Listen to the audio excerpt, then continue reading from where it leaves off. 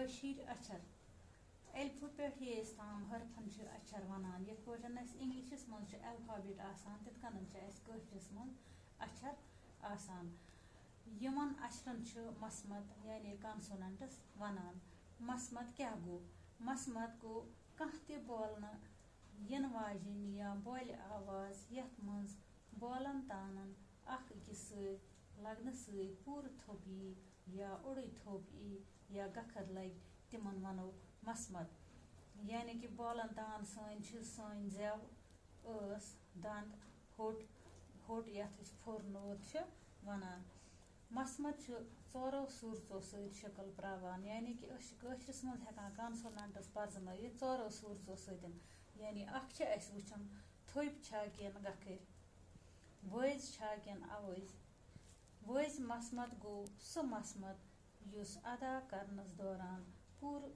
four दाव वजान यानी कि युस हट मज सन आवाज नेरान दुयम आवाज अवज मसमत गई तुम मसमत यम अदा करने विज सोन फोर दो वजान कह यथे पठन ब्या बोलन शाय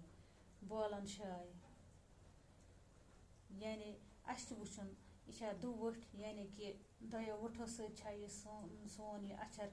अदा गसान यानी जन पारान फे अम सात वुट जो रलान जेव दंद छा किन जेव तल अक्षर बे अत मज वुचन हकर छा किन अखर हकर गो सह मसमत यथ हुक या फक सत नीर यानी कि पारान ख या पारान थ पारान ठ उमन हेको वनित हकर अक्षर अखर गई तुम मसमत यानी कि कीफ तेज टे